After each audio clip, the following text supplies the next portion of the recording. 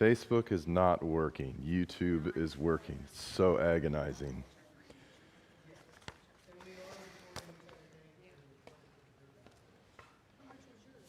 This will be...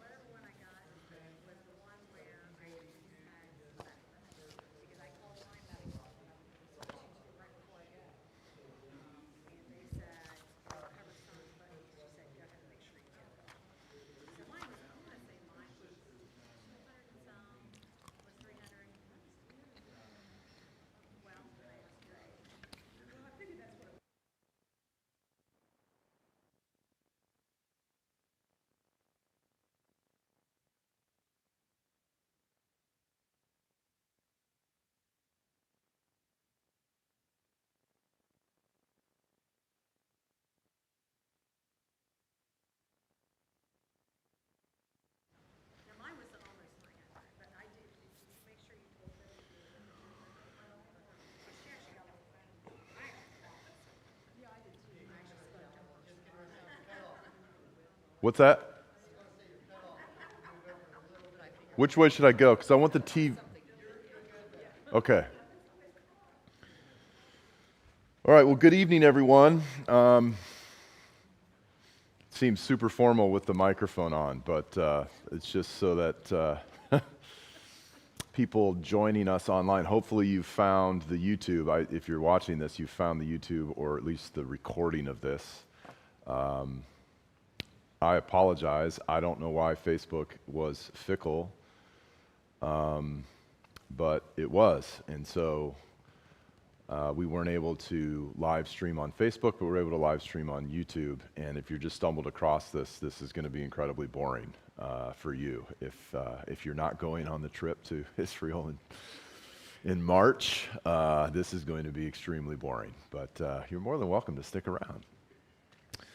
So what I plan on doing this evening is walking through some information that I handed out. And again, if you're joining us online, I uploaded a PDF at the Facebook page that contains most, if not all, of this information.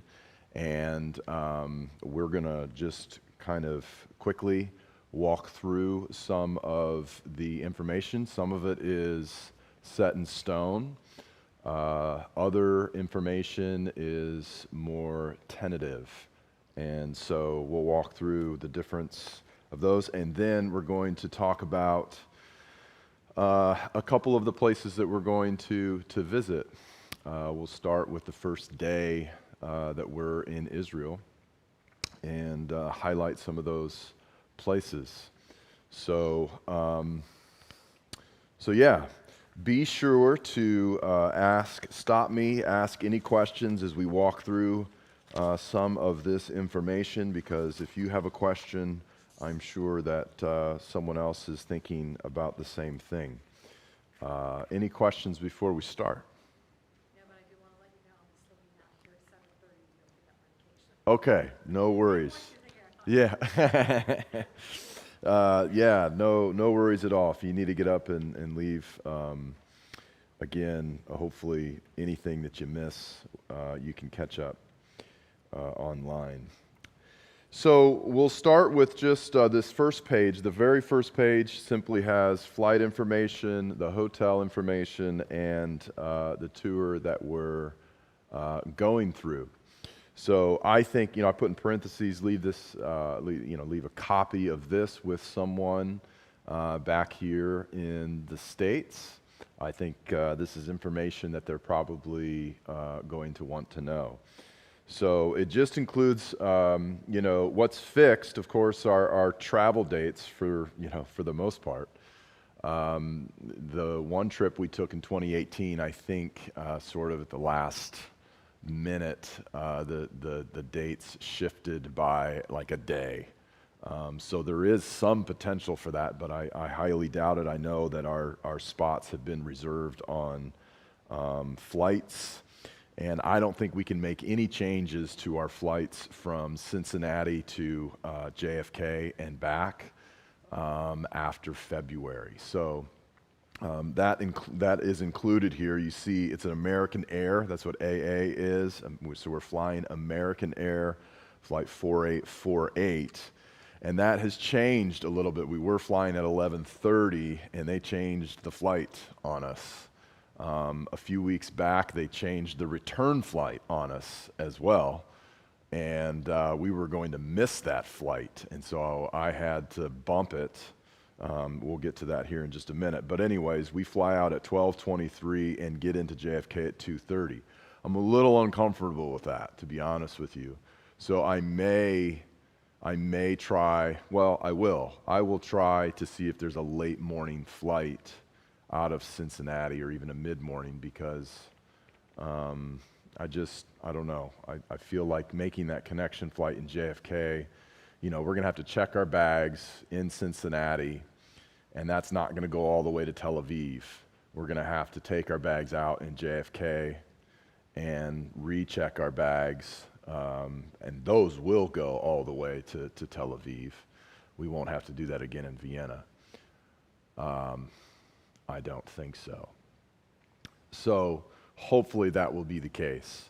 But it'll take some time in JFK, and if for some reason, there's some weather and we get bumped an hour or something, I don't want to mess with it. So that is a bit tentative, but this is the flight that we're on right now. So you see there, we leave JFK at 6:10 on March 8th, and we arrive in Vienna. Has anybody ever been to Austria? Have you really? Jude, I thought maybe we're all new. So no, all right. So we'll be following you when we get to Vienna. And so you've flown into Vienna? No? We flew into Galway, Ireland, Okay. and I can't remember if we flew in somewhere else, but we're traveling by bus Okay. with the choir. Yeah. I was in high school. Well, cool. So you were in high school. All right. Maybe they'll remember you when, like, look, it's Jude. So anyways, we have obviously that's the next morning. That's what that +1 in parentheses means. We arrive at 8:25 in the morning, and highly recommend you do everything you can to get some rest. And then fly out of Vienna at 10:25, arrive there 2:50 in Tel Aviv, okay, on March 9th.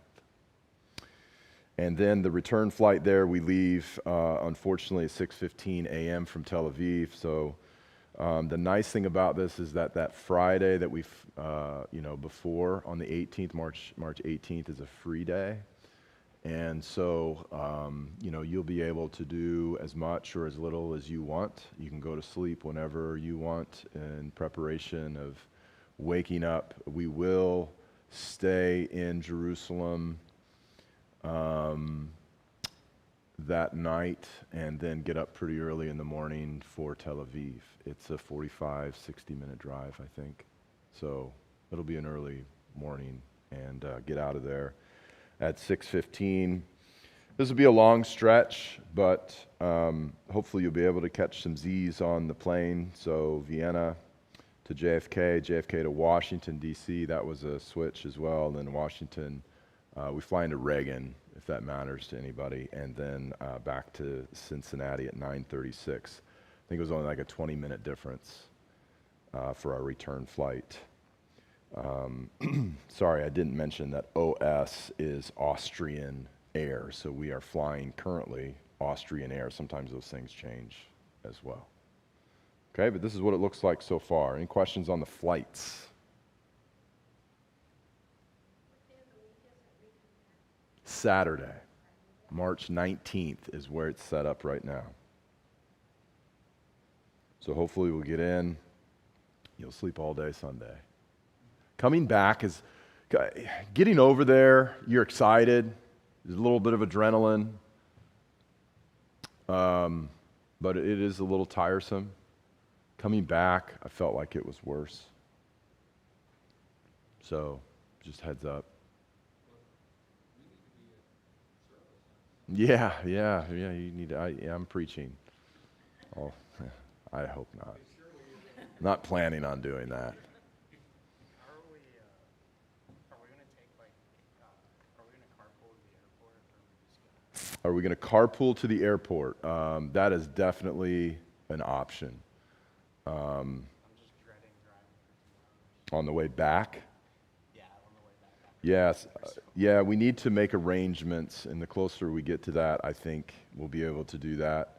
But you need to make arrangements so that you're not keeping your car in Cincinnati. Somebody will come get you up. Jared will bring you home if no one else will. Okay. But yeah, we can definitely make some arrangements for carpooling with luggage. I don't know if I think I have information about luggage coming up, but yeah, it's a good question. We can definitely carpool to the airport in Cincinnati and back, if that helps. Yeah, we got the Yoder Toter, maybe. Molly, Byron's husband. What's that? Okay. Well, I'll suspect there's a few family members that will want to go and say goodbye, but for those who, that's not the case, we can certainly try and make arrangements.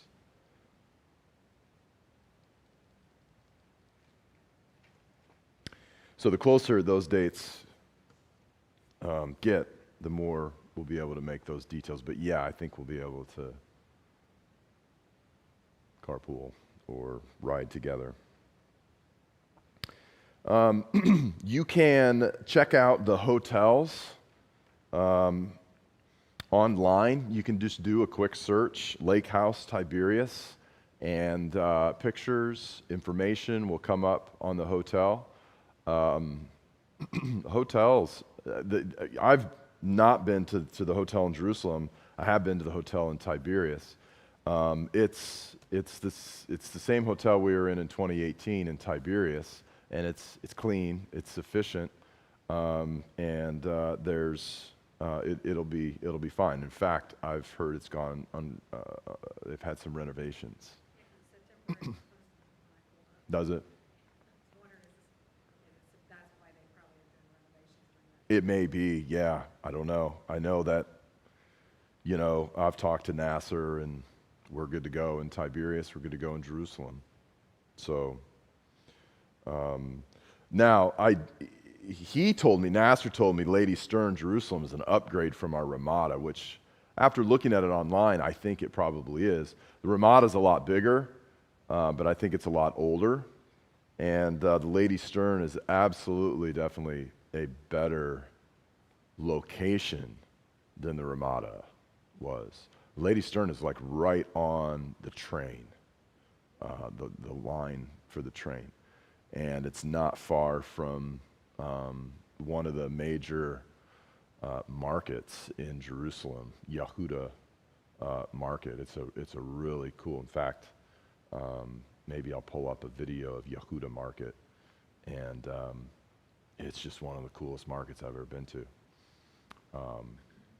So that's pretty neat. And in the evenings, we'll talk a little bit about this, but it's very accessible to go to like the market, or if you want to go back into the old city, you can just get right on the train and head one way or the other. In our free days, it's going to be real slick to get on there and navigate through it.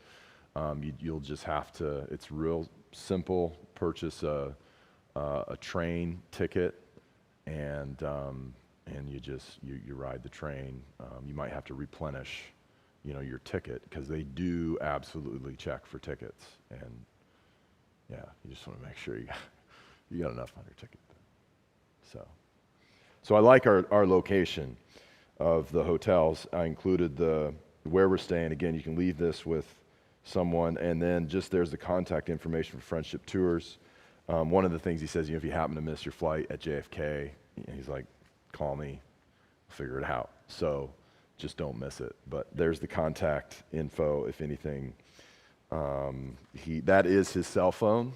He does, if I shoot him a text, he does reply.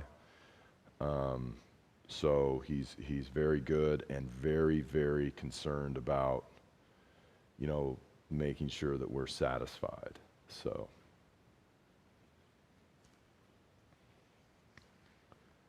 Any questions on the first page? Again, flights, hotels, and travel agency, travel company.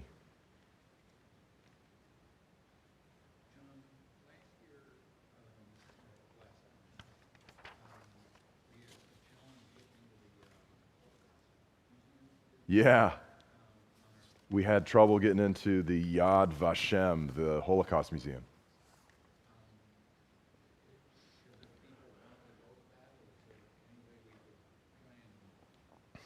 Yeah. So that's that is something we'll be, so in 2018, we had a free day, and so this year we'll have 2 free days, which I think is excellent. And what I'm going to try to do is provide you a list of options. Maybe there's something on the itinerary that we weren't able to make on a particular day, or maybe you've done some research, you really want to go to a particular place. Within reason, I'm not letting you go to Jordan or, anything like that. No 2-day excursion. So don't get any crazy ideas. But you will be able to kind of choose what you want to do. And it will be important for some things, such as the Yad Vashem, to say, hey, I definitely want to do this. And so, we will have to call ahead and make some arrangements, and we'll make sure we go through our tour guide, Yair, and who is the best tour guide in Israel. He's at least that's what I think. And so, yes, Tom, we will make plans. We didn't know that a group of 18 couldn't just show up at a museum and go through. I mean, it's a huge museum. And so it took some convincing. And so we were able to get in. And it is one of the things, lots of people say, don't leave Israel without going to the Yad Vashem. However, it's not on our itinerary. So it is real easy to get to. You just get on the train and go all the way to the end. And so I imagine, though, I think I might go back to it. But there are a couple other things I think that we'll have for options to do on our free days that we might need, some people saying, yes, I'm choosing this, or I'm not going there, so we know exactly how many tickets you have to purchase ahead of time, and so on and so forth.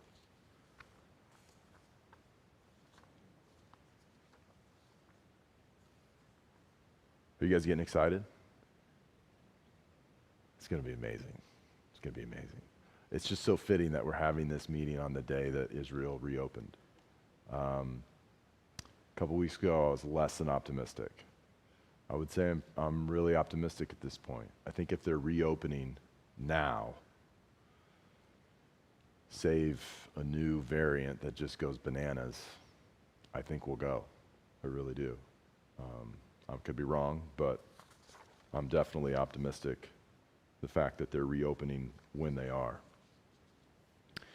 Okay, so let's go through the next couple pages, which is just simply know before you go. And we're going to add to this as we get closer, but these are just some things that are important to talk about. And Scott, if I don't know if you could check on Facebook on our page to see if anybody's there and struggling and like, hey, where is everyone? Or if people are watching this live on YouTube, if you want to go to the Facebook page and ask a question or something, we'll do our best to answer it.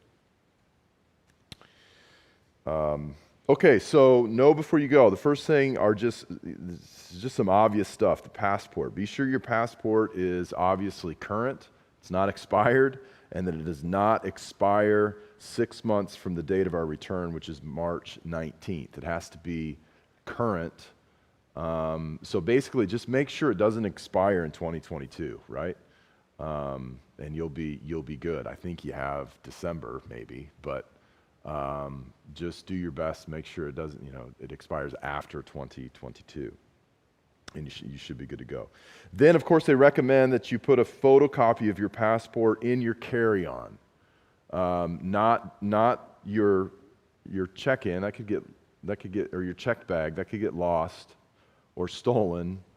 So make sure you have a photocopy of your passport, because if you lose it or it gets stolen, having a copy will get that passport a lot faster than if you don't. So, and even if you want to give me a copy, you can do that.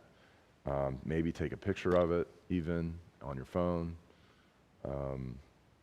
But make sure you have a copy of your passport. And your passport. Don't leave your passport.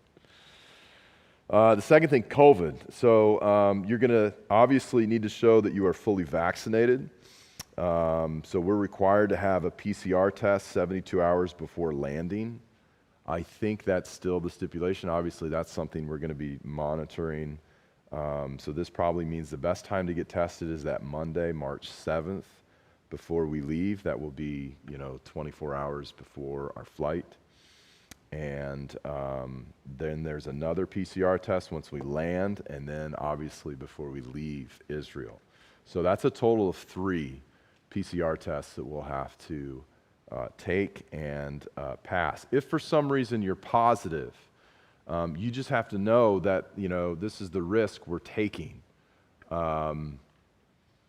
If you happen to be positive on that Monday before you go, I guess you're not going to be able to go on the trip. And so that's why we buy trip insurance or travel insurance, and that should allow you to file a claim.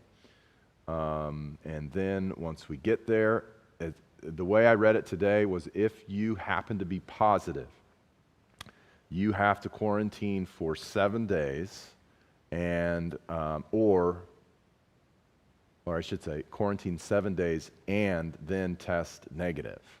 And then I believe on that 8th day you can come out of quarantine. Now don't hold me to that. That's what I read on a website. But that'd be great, wouldn't it? Oh, I would say give me another test. What's that? They say they cover it. When I asked her that. Okay. When I They cover the tests? They cover that if you don't get to do your trip, if it gets interrupted by COVID, they will cover your trip. I think they actually give you a little extra. Yeah, I don't know. Well, I know they'll cover. I don't know how much. I suppose that depends on Certainly wouldn't get refunded on the airline. a lot of it. I think will depend on how much you said your trip is going to cost. Trip interruption, Yes. and it looked pretty nice. Yeah. What you pay. So let me just say this: call them. I know some of y'all have had issues with them and connecting. I have not. I don't know if I'm calling during the day. So maybe, but I've been able to get through relatively quickly, and they answer all my questions. So maybe write down a half a dozen questions that on your phone as you think of them throughout the week that you want to ask them, and just call them and ask the any questions that you might have over your coverage. But I think it's a pretty sweet deal. What's the current definition of fully vaccinated for Israel? So yeah, okay, great question. What's the current definition of fully vaccinated for Israel?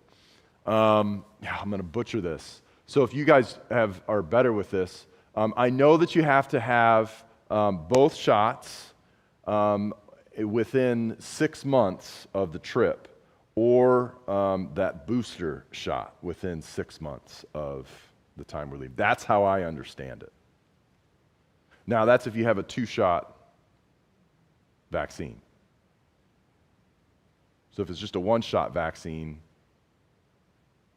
it's weird though, the way that it was worded today was you have to have 2 shots, 2 or 3 shots. But if you're, so I actually still have to get my 2nd shot. Yeah, I'm the same. So I think I'm going to probably, maybe we can carpool to the vaccine shot. So I think I'm going to go tomorrow actually and get my shot. So I don't have, does anybody have a card? Okay. I got the J&J one. Oh, so, They're not even giving Right, So yeah, what they're doing now for you is they're giving a booster of Moderna or Pfizer if you've had Johnson and Johnson. right. Okay.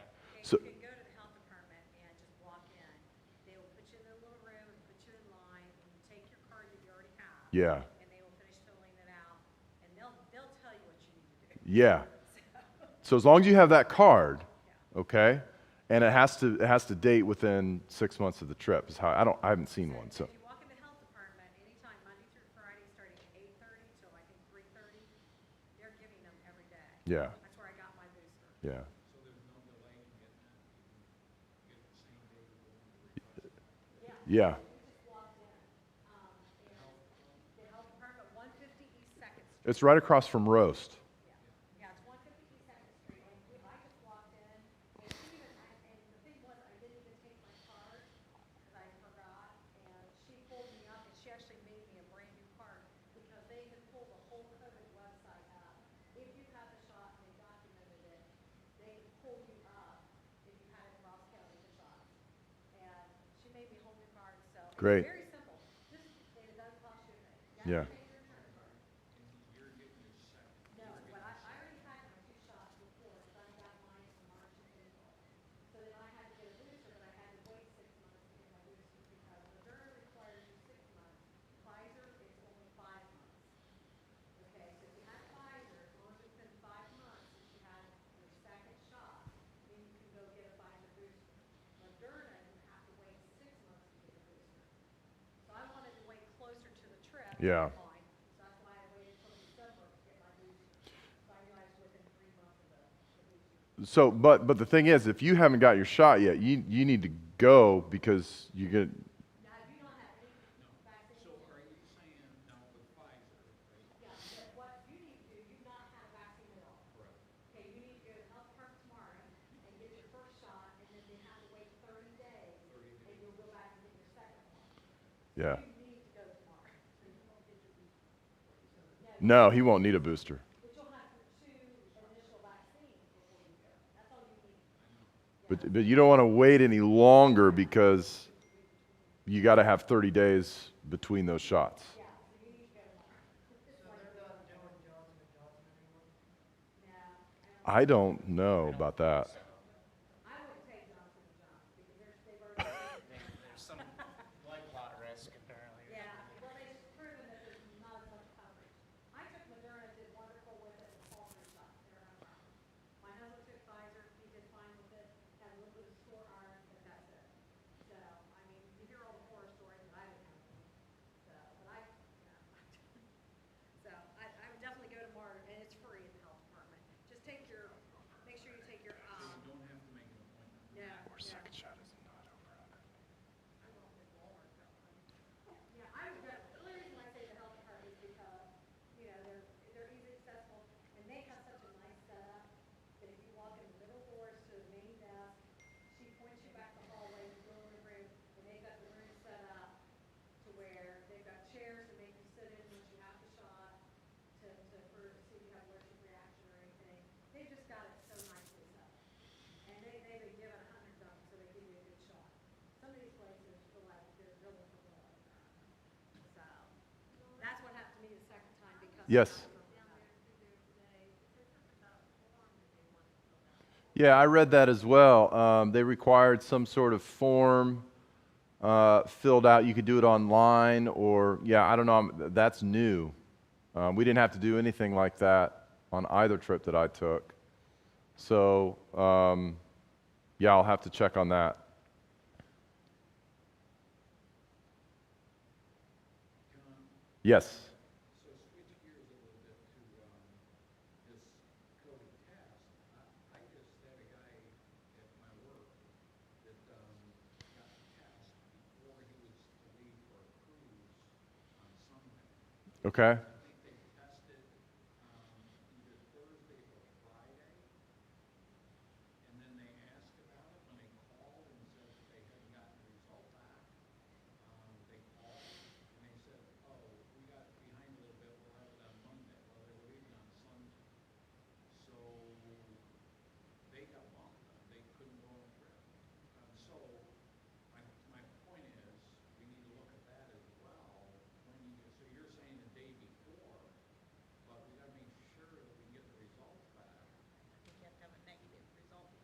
Yeah, so maybe Sunday, Saturday, but you gotta, My son just went on a cruise. I mean, there's probably plenty of there's several sources for where you can get it. This right, could have just been one place that yeah, you yeah. took the month. I think the closer we get to that, we'll be able to sort all that out. I mean, we'll figure it out. We'll help you walk through it.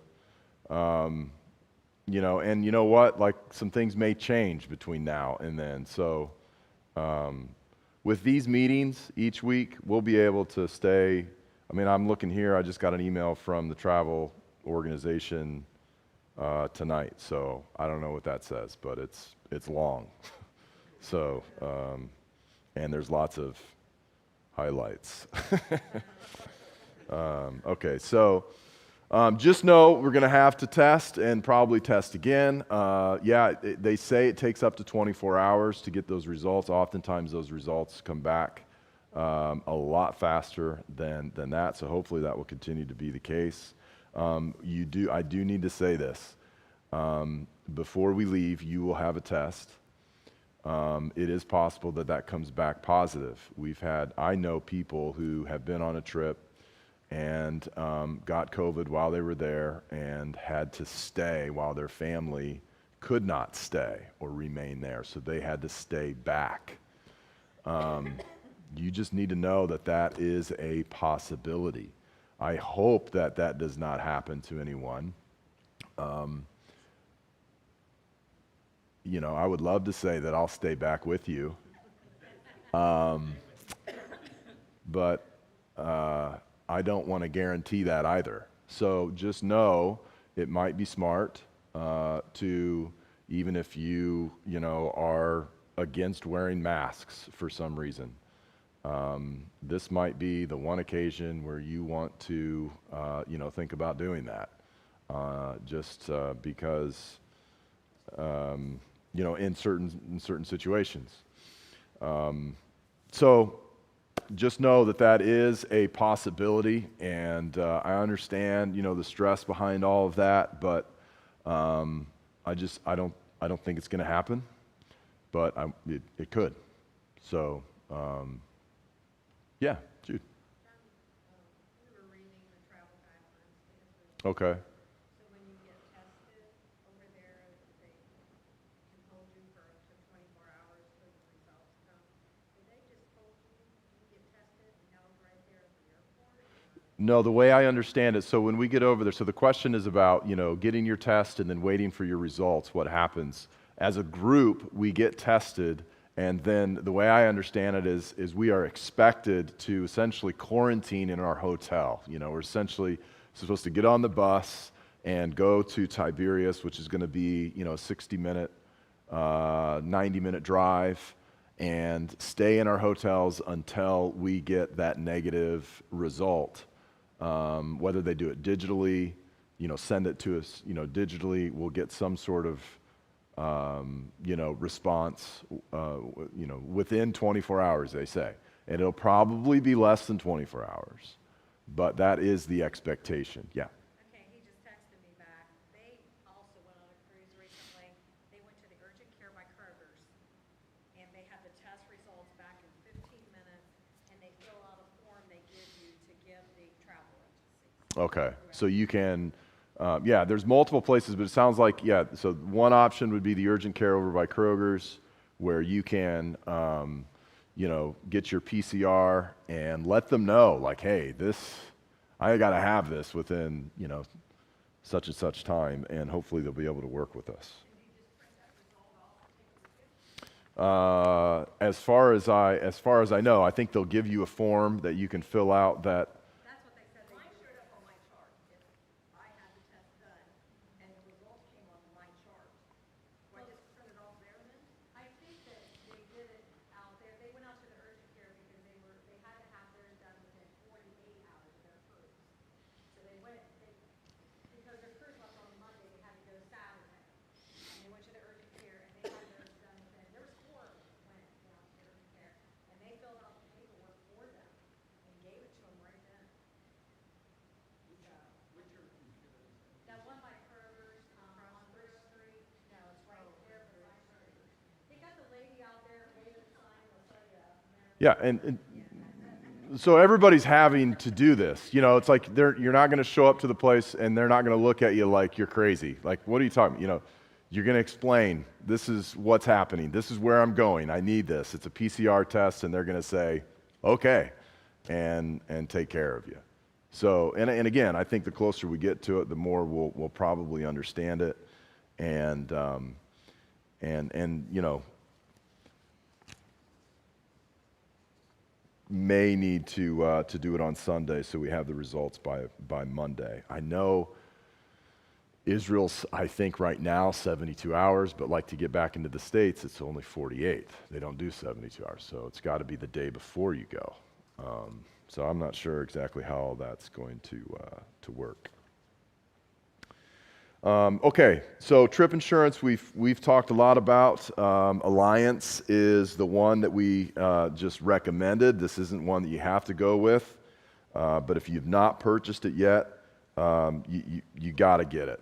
You know, previously it was an option. Now it's got to happen. So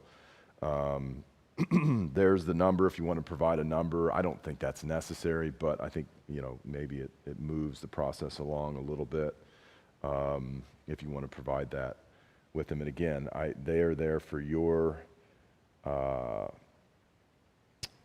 needs. So if you have any questions, call them about procedures. And I just put in there that you might want to keep the plan that you have, you know, highlighted in your email or somewhere where you can access that information quickly through your email or cell phone. All right, let's move on. A little bit more fun stuff. The luggage, I did some looking. American Air is 50 pounds. Domestic flights, international flights, the Austrian, from what I read, was 70 pounds. So if you want to pick up 20 pounds between, you know, JFK and Vienna or Cincinnati, what's that? Yeah, then you got to lose it on the way back, right? So, but just as a matter of information, you know, that's what it was. They also encourage you not to lock your luggage until they tell you that you can. So don't lock your luggage because security is tight. And if you want and are concerned about that, you need to ask someone who's in charge. Hey, I want to lock my luggage, and they if they want to open it, they'll break your lock. So encourage you not to do that until you've been given permission. Then obviously get a carry-on. Okay. The one document that I read had 15 pounds, but I don't think they check that anymore. It has more to do with size than weight, I think. Nobody's going to be packing a bowling ball. Medications, you recommend over-the-counter, you know, for minor stuff, anything, you know, headaches or that kind of stuff that you might want when you're traveling. But recommend putting it in your carry-on in case the check gets lost, and make sure you keep it in the original, you know, storage. So you don't have to ask or answer any questions about what kind of medicine, because odds are your carry-on's going to get gone through, however you want. Not great grammar there, but you know, they're going to go through your carry-on. So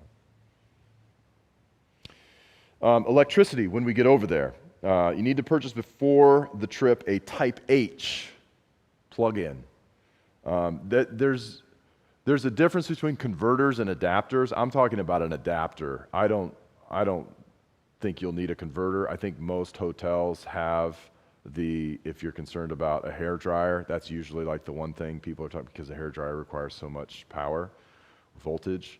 I think that they'll provide, I shouldn't guarantee that, but I'm just saying that an adapter won't work for your hair dryer if you're trying to, you know, do the hair drying thing. And maybe look at Lake House to see if they have, or these hotels to see if they have, you know, built-in hair dryers. I think most of them do, but I don't know for sure.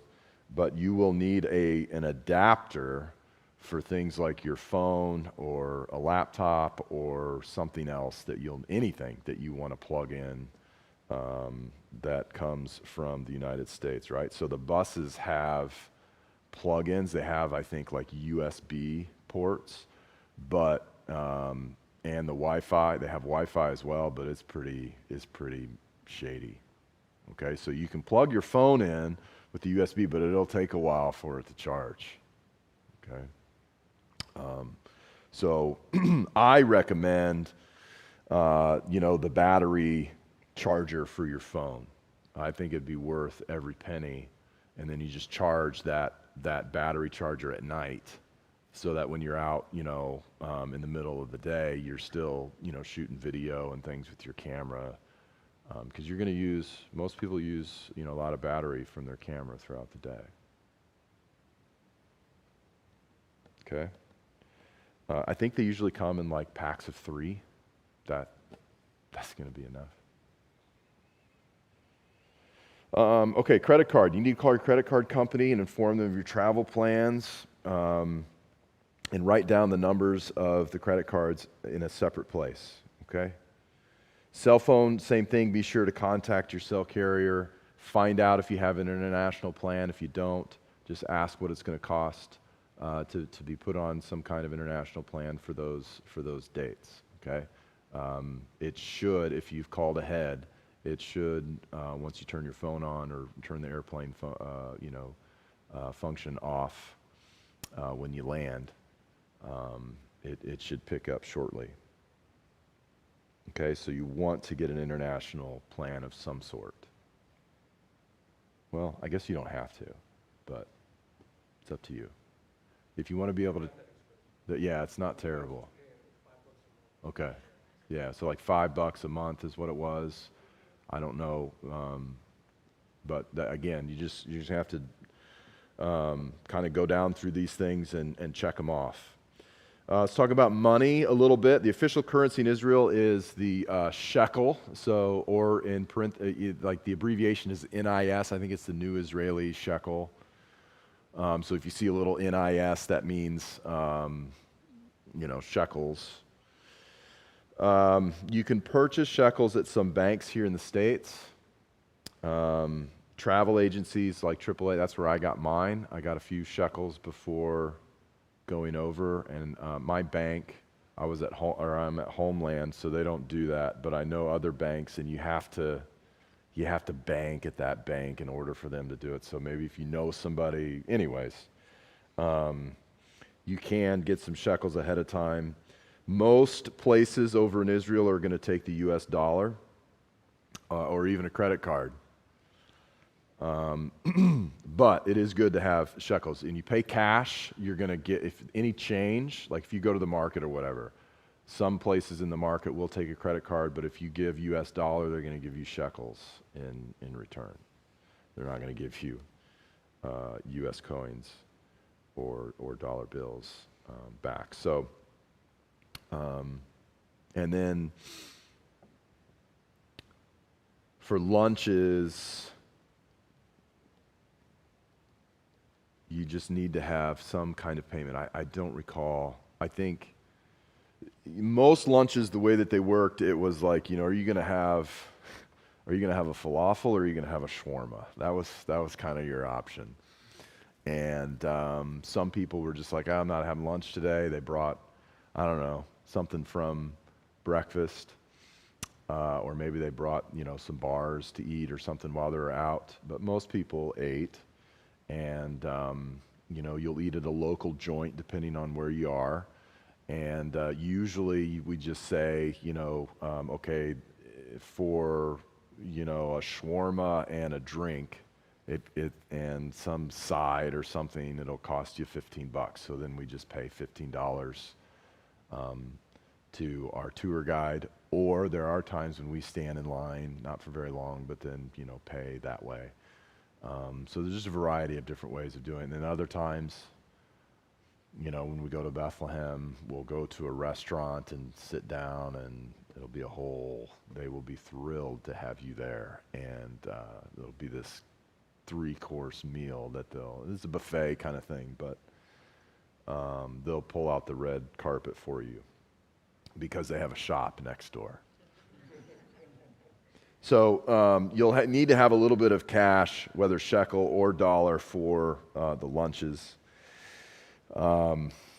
Okay, so then food, buffet, breakfast, and dinner at the hotel. So I don't know why they highlight, but coffee is available at breakfast and not for dinner. I think you can pay for it in the evenings, but just want you to know about that. There's the info on lunch. You can pack snacks or lunch if you want in a sealed bag from the store. Transportation, when we get over there, be traveling by bus together as a group for the whole trip. Now, we are connecting with 5 other people from a church in Huntsville, Alabama. So they'll meet us over there when we get there. It's a good friend of mine and actually a couple guys that grew up in this church. If you know Mark and Denise Litter, their 2 boys, their 2 sons, Nathaniel and Benj, attend that church in Huntsville, and so they're going to meet us over there. So we'll be all together. I think there's 22 of us and 5 of them, so there'll be 27 total on the bus. There are water bottles to be purchased. They were $1. I don't remember if they raised them to $2, and sometimes the bus driver just says, don't worry about it. But you can get those throughout the day so that you don't have to, always think about packing a water bottle, although that's a good idea. Generally, you can keep your coat or a backpack or some kind of day pack on the bus if you would like, depending on what kind of bus we get, but there should be room to leave that on the bus, and safe. If it's not, they'll let you know, not that we go anywhere that's unsafe. It's just a matter of whether or not the bus driver is going to stay with the bus and all that kind of stuff. So you should be able to leave some of that on the bus as we go. The weather during March, it's not very helpful, but it's anywhere between 50 to 70 degrees is what, as we're going to talk about, a lot of this has to do with the geography of the land. I've never been to a place where the geography changes so quickly. It is such a small, narrow country, and I've never seen, the Dead Sea is the lowest point on the face of the planet. And so you're going to go there, and Jerusalem is, I don't know how many meters above sea level, but you're in the highlands, and so that's why there's the weather, and then you could be on the coast with the breeze coming off the Mediterranean.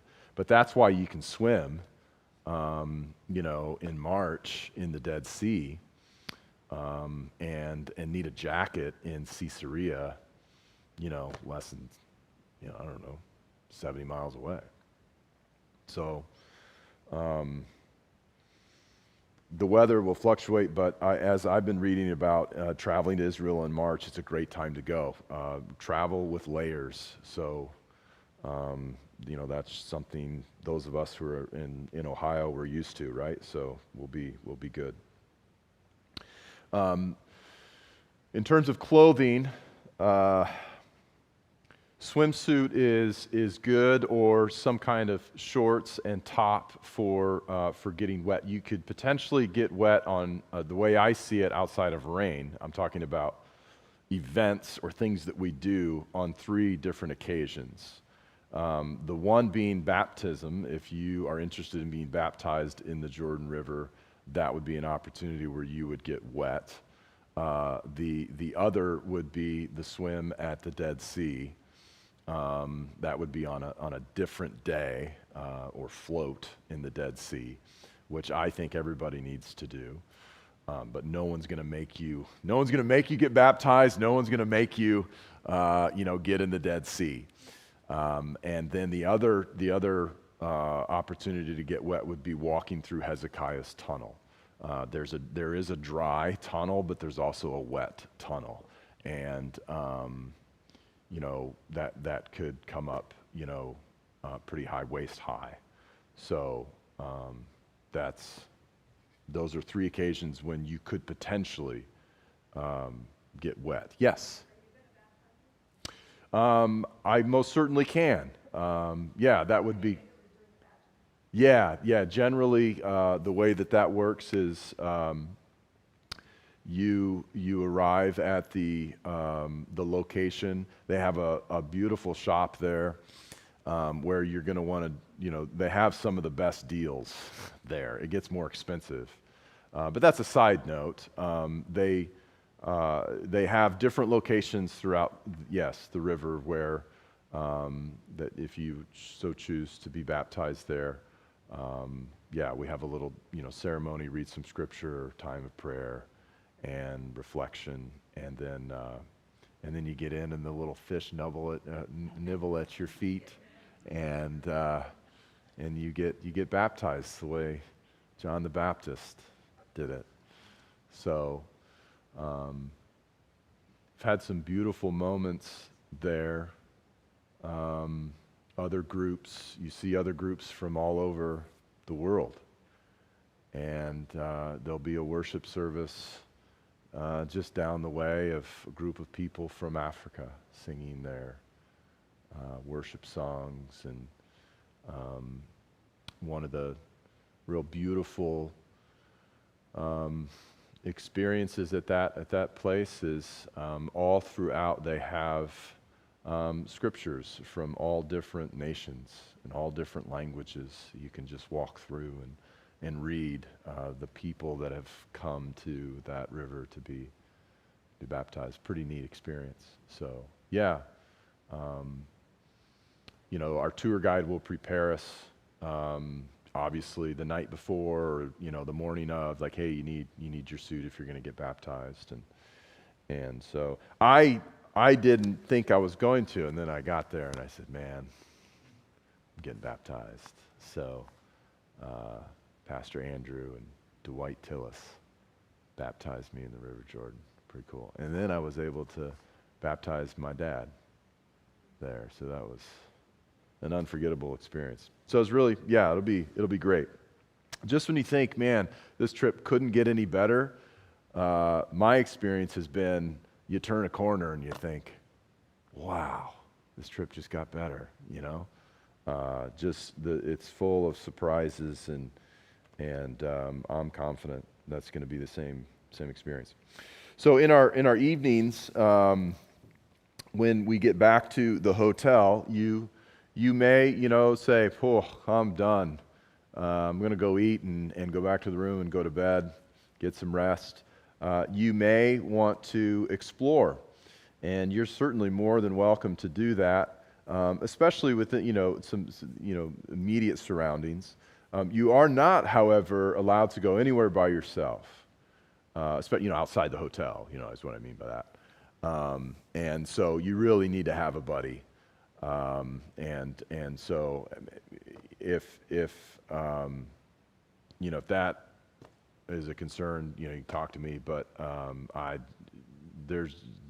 we just don't know the terrain to be able to do that. So I do recommend, again, I've mentioned the Utah market like 3 times now, so that will be a place that is just going to be fun to go to, with other people. Again, when we're in Jerusalem, you can get on the train and go to places, even after dark, as long as you're with someone else and you tell someone where you're going and what time you plan to return. So there'll be places to go. And then when we're in the north in Tiberias, there's sort of, there's a beautiful walk on the Sea of Galilee. There's some local shops around the area that are more than welcome to go and check out, and some restaurants as well. So there will be things to do in the evenings. Yeah, Scott. Well, a few minutes behind on the calendar. Okay. Leslie Coons said that she may be able to get a group test done on that Monday. Okay. So hopefully, I assume maybe a connection from Dr. Coons or something, we'll be able to get our PCR tests. That would be awesome if we were able to do that. So thank you, Leslie.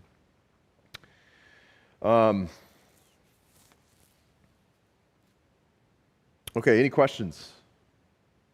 One other thing in the evening that I've always wanted to go to, haven't been able to do this, is there's a light show at the Tower of David in the old city, and you have to purchase tickets ahead of time, and they only do it on, I don't know what night it is, but they only do it, like, I would say on a Tuesday night or something like that. So it's one of those other things you have to plan, but it's in the evening, which I think would be fun for us to go to, but that would be an additional cost and some things. But there's things to do after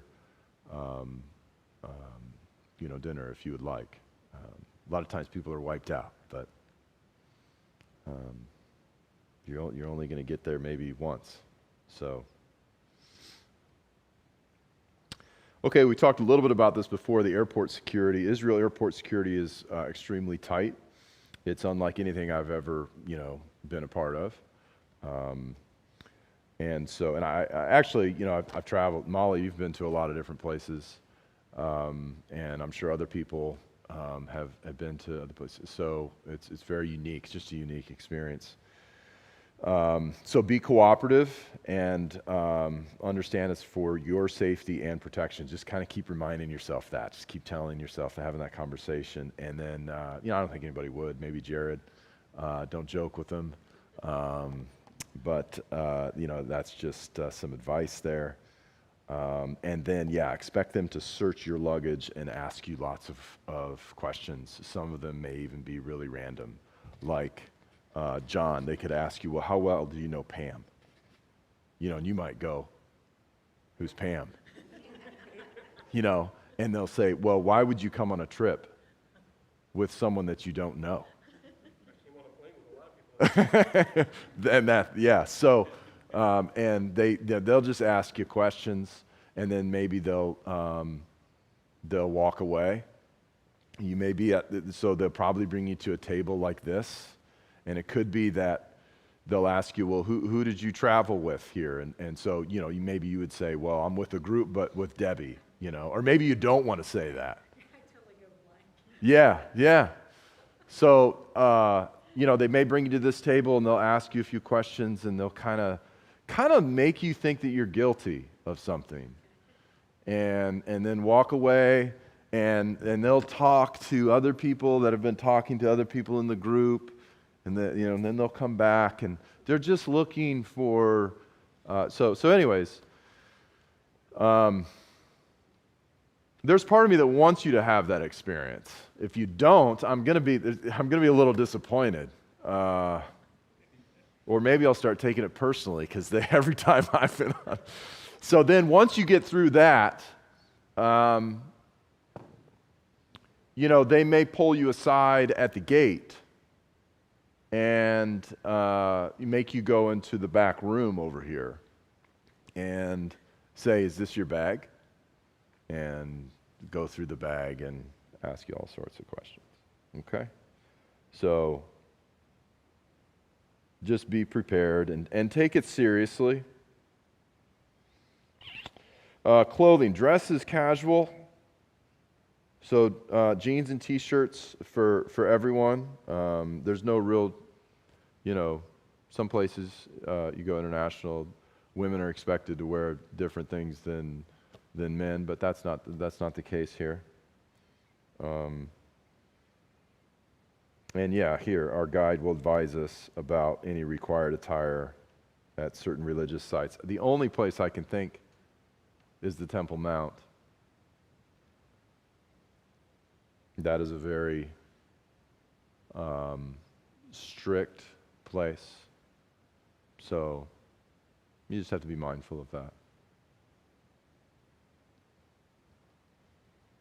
Walking shoes, very important. Don't buy a new pair of sneakers like the week before or the day of. Like, you want comfortable shoes that you've been wearing for a while. And then this is probably the most important. Be flexible. There's going to be things that happen on this trip that are going to be disappointing. I don't know what that would be. I don't know, maybe it's the food. Maybe you get over there and you just, I can't stand this food.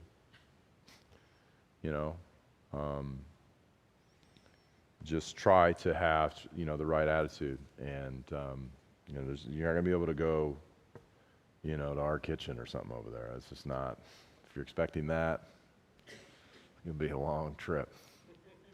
All right? It's not bad food. So just be flexible, okay? Any questions on no before you go?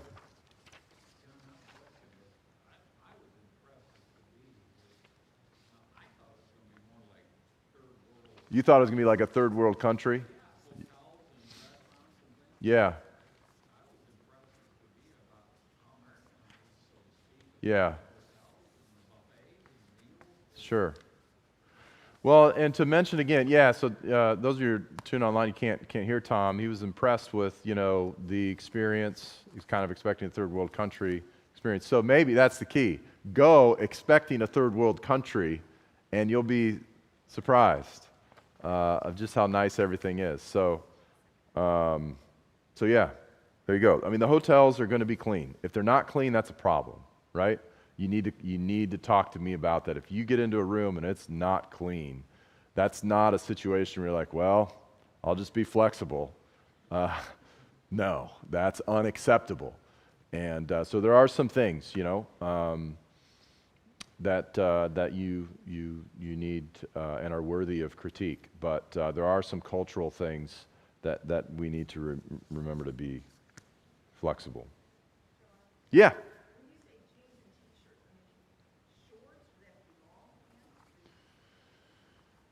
You can wear shorts, certainly.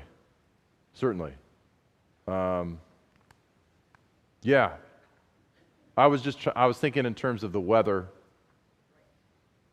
But absolutely, yeah, you can wear shirts or shorts, no problem. Are there places women have to cover their heads? Like, I know we're not going to Rome, but Yeah. are there places in Israel that have I can't recall. I don't think so. I don't think there were any sort of stipulations where someone had to cover their head. In fact, I take that back. When we go to the Western Wall, you will be given males and females. Females? I don't know if the females, actually, I know the males have to wear a cap to go to the Western Wall. The females go to the right, the males get 80% of the wall. Females get 20%. And so I don't recall though if you had to cover your head, but I know the males did so. But they give you something, yeah. Your shoulders will have to be covered, you want some kind of sleeve when you go to the Temple Mount. And again, our tour guide will let us know when you need to be prepared for that. But yeah, you don't want shoulders exposed. I don't know about long hair or anything like that, but I think you'll be fine with it. You just don't make eye contact, at certain places. I'm half joking. It will be 100% safe, really. Okay, let's get to the itinerary.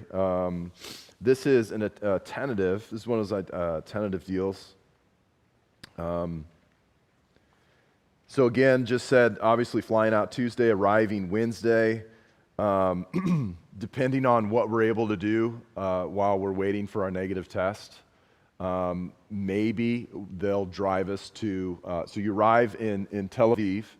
Okay, I'm just going to go to the next slide.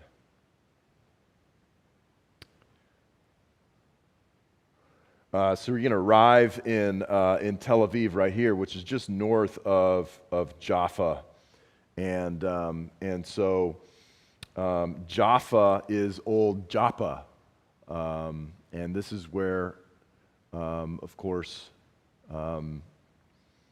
Jonah set sail and headed towards Spain, as opposed to going to where God had called him up to Nineveh. And so it may be that initially, while we're in quarantine, the bus will be able to take us down to Joppa. This is also the location where Peter has his vision, sending him up to to Caesarea. But we will fly in here and then drive all the way up over here, all the way to Tiberias. This is where we're going to stay our first night. This is where our hotel is in the north. And so instead of, maybe staying in Joppa or Caesarea, it's just better to stay in one hotel because this is all within a pretty easy drive. And instead of changing, hotels and getting all your things gathered up after one night stay or something like that, it's just better to stay in two locations. So in the north, we're in Tiberias, and in the south, we are in Jerusalem.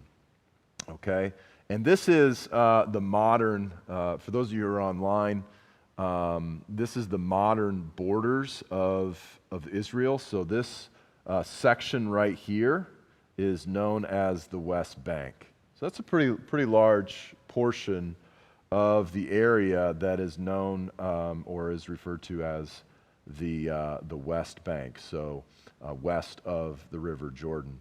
You see Lebanon up here, Syria, and Jordan. The Golan Heights is actually now a part of, considered to be part of Israel. And so anyways, we are going to stay up in here in Tiberias in the north, and our first night will be there. You'll get to wake up that first morning and overlook a beautiful Sea of Galilee, maybe even that night. If you slip away from quarantine, you can go down to the beach and walk the Sea of Galilee. And yeah, it's amazing. It's amazing. So on the first day, what we'll do, we'll find out we're negative, and then we'll travel back. We'll backtrack, this land. And so you can see here is Nazareth. Between Nazareth and Tiberias is Cana. So anyways, we will travel back. Here is Megiddo, and there is Caesarea. Now there's two Caesarea. There's a Caesarea Philippi, which is up here in the north, which is the place where Jesus asked his disciples, "Who do you say that I am?" That is up here in the north. That is Caesarea Philippi. We will go there on another day, but the first day we are going to spend the morning at Caesarea Maritima. Maritima means by the sea. So there's this coastal plain here that Caesarea rests on, and so we'll spend some time there. I'll show you some pictures of Caesarea, and then we'll travel over to Megiddo. I hope, I've got it on the itinerary, we'll be able to go to Mount Carmel here. This, of course, is Elijah and, where he defeats the prophets of Baal. And then travel through to Nazareth. And I've never actually been able to go to the city of Nazareth. We will go to a large hill just outside of Nazareth where they claim, according to tradition, they tried to push Jesus off of the cliff. And so we go there and we overlook Nazareth. I'm hoping Yair is going to get us into Nazareth because there's some interesting things there to look at. And then we'll travel to Cana and, time permitting, be able to go and see some very interesting things in Cana, and then head back to Tiberias. So that is what this is here. This number one: Tel Aviv, Tiberias, Caesarea, Megiddo, Nazareth, Cana, and Mount Carmel. All of that on day one. It's just going to be rich. Lots of things to look at there. Let's see if I'll do that here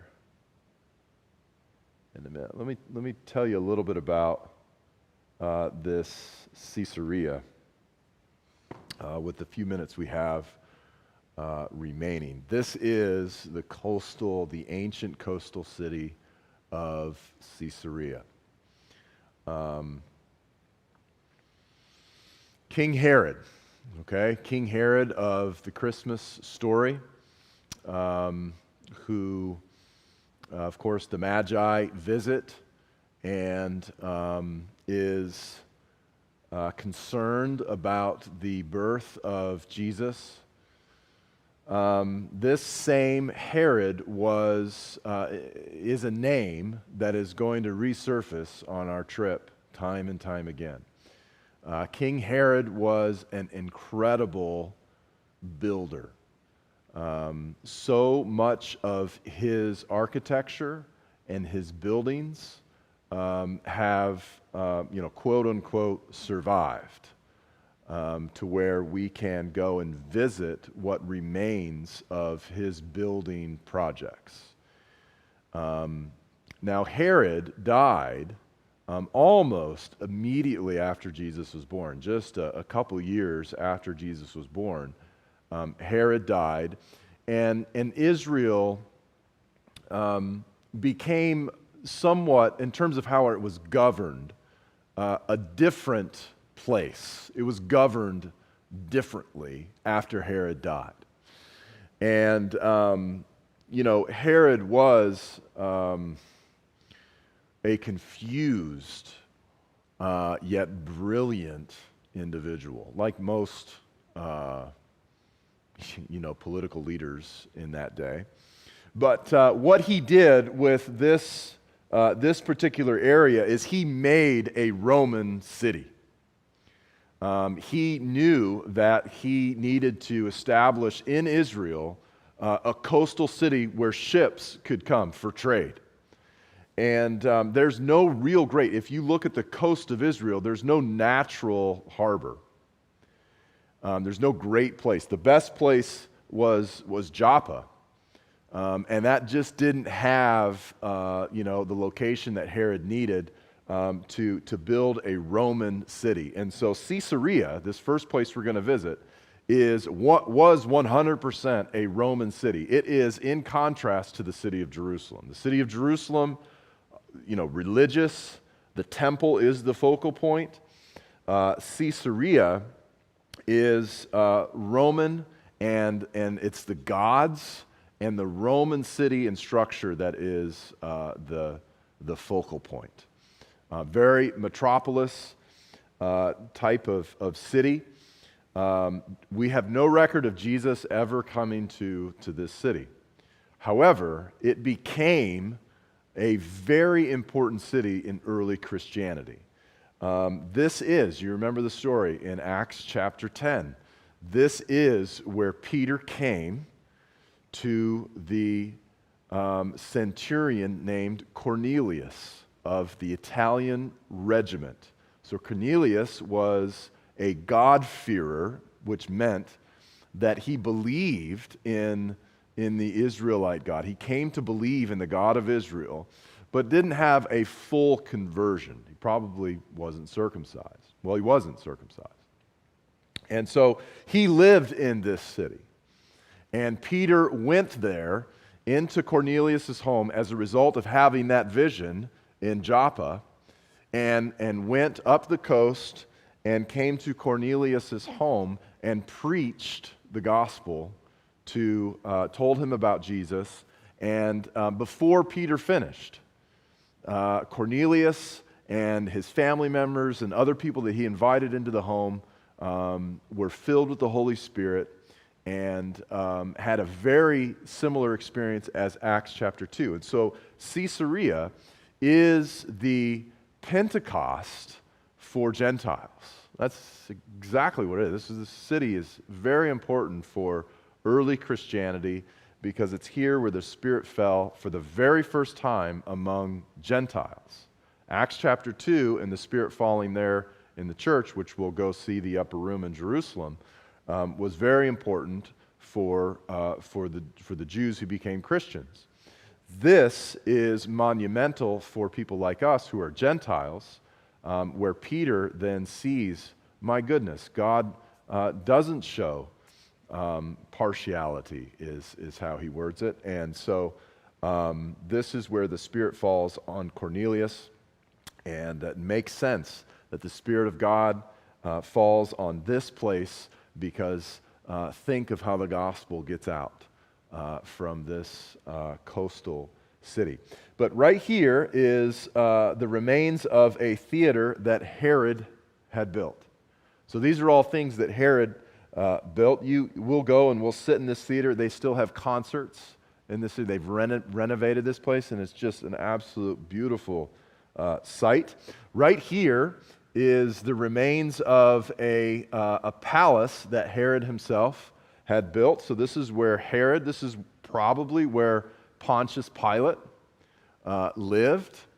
He didn't live in Jerusalem, remember? He lived in this Roman city. Why would you want to live in Jerusalem? You know, it doesn't remind them of home. This place reminded them of home. And so, in fact, the only archaeological evidence we have of Pontius Pilate existing was found in Caesarea with Pontius Pilate's name on it. And we'll be able to see that in the Israel Museum in Jerusalem. They have a replica here at Caesarea. But this is the palace of what remains. It was a palace that had a pool and was just an elaborate, incredible place right here on the coast. And probably, we know that Paul, the Apostle Paul, was imprisoned here for 2 years. And so most likely was under trial in this theater or this what's called a hippodrome, or in Latin they call it circus. Okay? So can you see the make-out of that? It looks like a track. Well, this is like ancient NASCAR. They had chariot races here. And so you'll be able to go and walk through this, and you'll see ancient toilets. You'll be able to sit on an ancient toilet. I don't know why that's a highlight, but it is. Everybody has to get a picture there. And then beyond this, this hippodrome is the harbor, the man-made harbor that Herod built himself.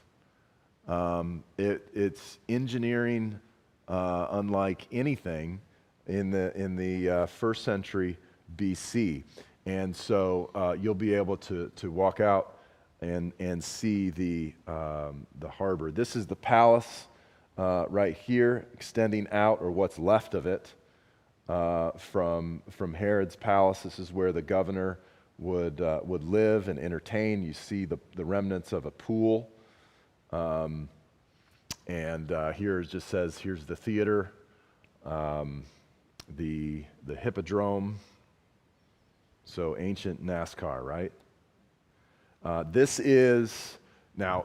jets out here, and a lot of people mistake, here's the harbor right here, but no. The harbor extended all the way out here, and it's some of the finest engineering. They were able to use concrete that would form underwater. And so, unlike anything else, you can actually, we won't be able to, but the next time you go to Israel by yourself, I suppose, you can actually scuba dive out here and see some of these places. Now, what happened was there was an earthquake in 130 AD, and everything just sunk down under the water. But they have discovered, in fact, they just recently discovered a ring with a shepherd carrying a lamb, a very early Christian symbol on a ring. So I'll show you a picture of that in the coming weeks. But they just discovered that out here in the water. So this gives you, all right. So this is looking north, right? So standing south, looking north along the coast, and this is looking back east, so towards the city from the water, of course. And same here, just a little bit further out. And then I don't know how well you can see this. This is a bird's eye view of the harbor, and the ships would come in here in this narrow little place and then, dock their boats here. This is a temple. This is or what remains of what they've called an amphitheater, but it's a hippodrome that was eventually turned into an amphitheater. Unfortunately, in this place, actually many Christians were martyred before Rome became became Christian. And so a lot of our early Christians were martyred here in this amphitheater. And so here's the palace. Now later there was a hippodrome that was built out that way because this wasn't sufficient enough. So this is an artistic, drawing of what this place would have looked like. You see the city wall outside here. One thing that's still there today is an aqueduct. That's this right here. You'd be able to walk through the aqueduct. There wasn't enough water. And so actually from Mount Carmel, water was brought down into the city through an aqueduct. It's just an unbelievable place, and it'll be a great first morning for us as we talk about Peter and Paul. The evangelist Philip ends up living here.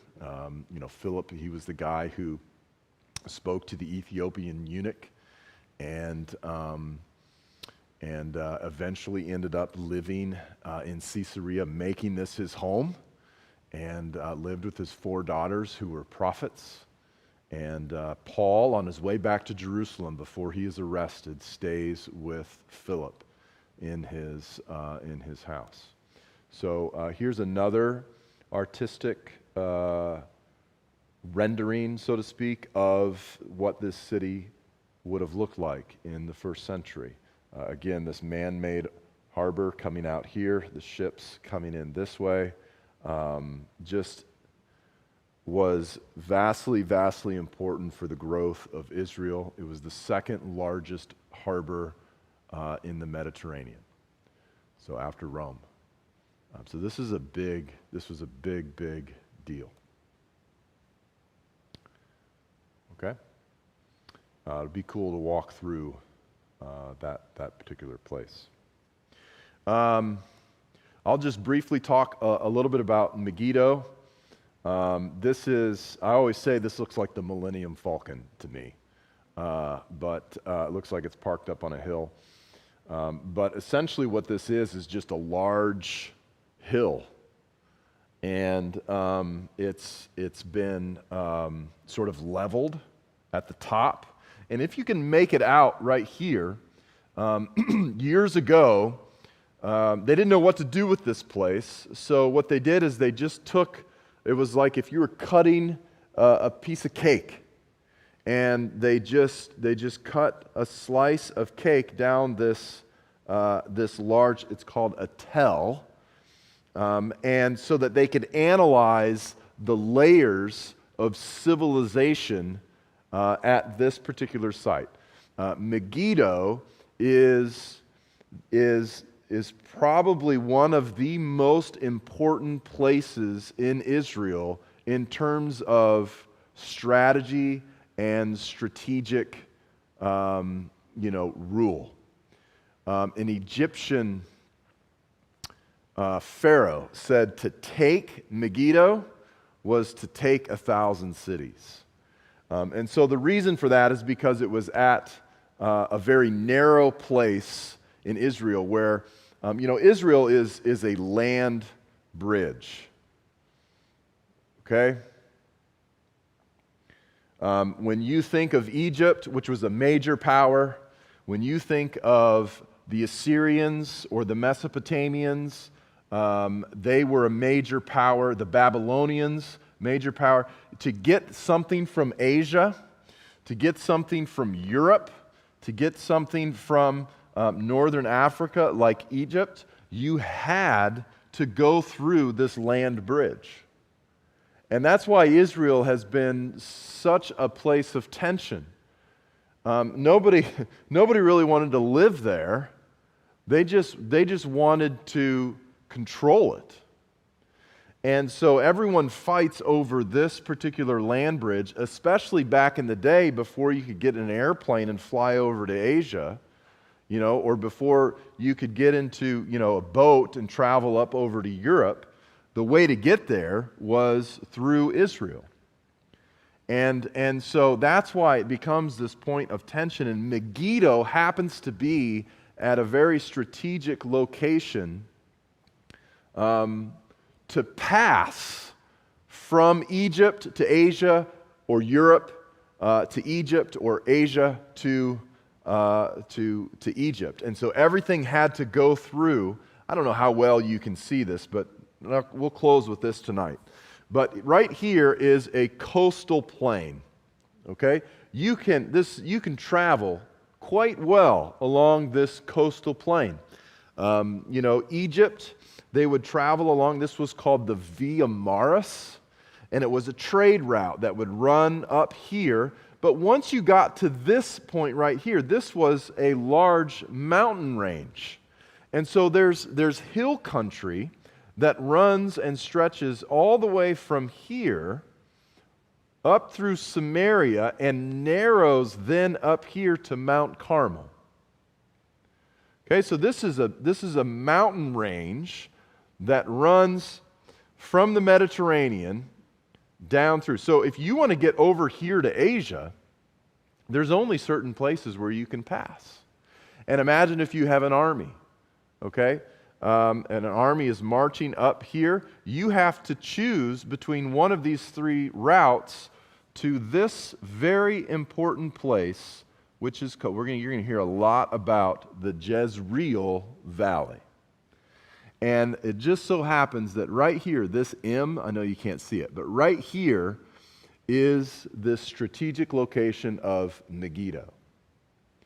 And so anyone who wants to control the area, and if you want to tax people, if they are, making trades and bringing things from one country to the other, you controlled Megiddo, because the only passage to get to the other side runs right here into the Jezreel Valley and over here to the Jordan, where you can go on up, or you make this route there. But everything runs through Megiddo. And so there are, for this reason, major wars that happen right here at the base of Megiddo and in the Jezreel Valley. You have some major victories that God's people experience here, and some major defeats, some great mistakes.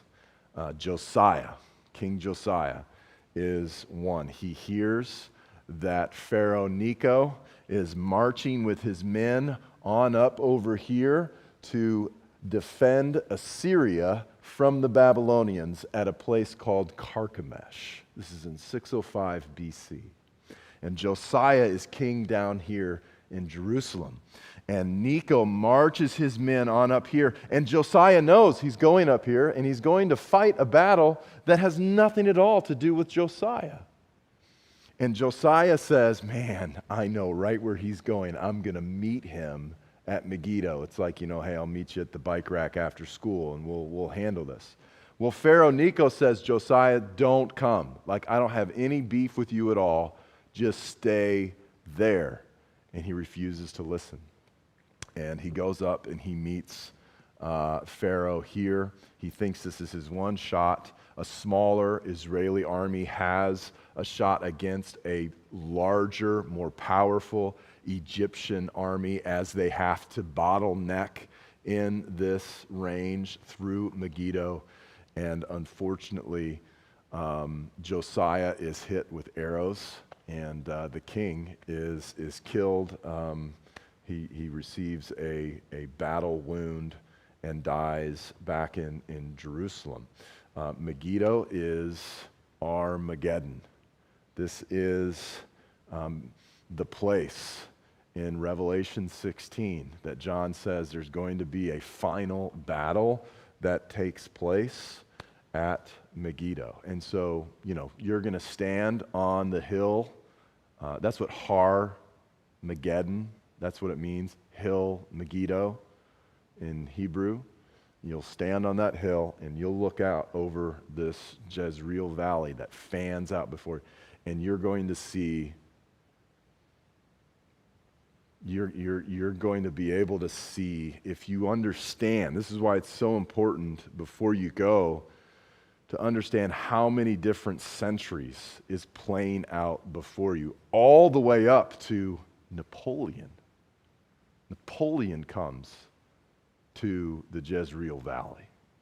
So, you're stretching all the way back in history to Egyptian pharaohs that are doing their battles out in the Jezreel Valley, and even Armageddon in Revelation 16, as all of this is. So we'll talk about these things, but you have to grasp the significance of what you're looking at. There's a couple mountains. This is Mount Tabor. As you look out from Megiddo, you're going to see Mount Tabor, which some attribute to the Transfiguration, which I think actually took place at Mount Hermon further north, but it's called the Transfigure Mountain, and you'll be able to look at Nazareth right here. You'll see the city of Nazareth.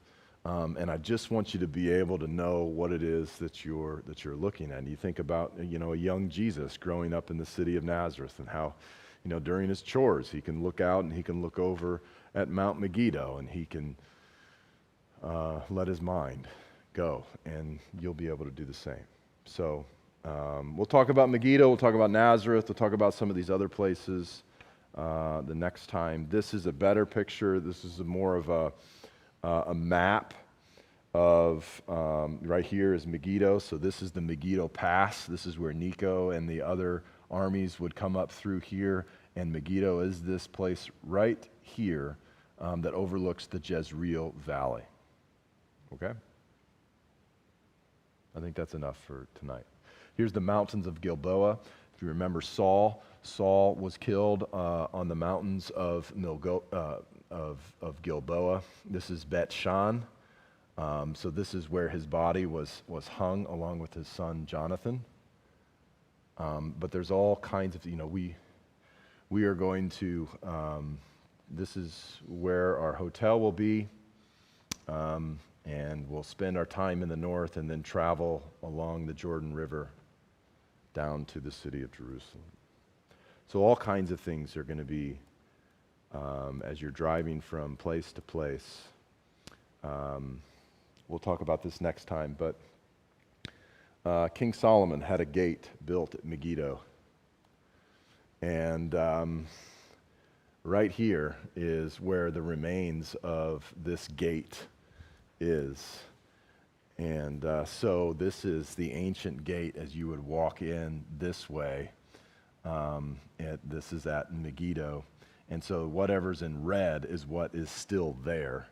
And we're told in 1 Kings chapter 9, verse 15, that Solomon built gates. And so you're going to walk through a city gate that King Solomon had built. So we'll talk more about that later. This is a map of Megiddo as well. All right? Any questions before we finish? National championship game's got 10 minutes in it already, right? So,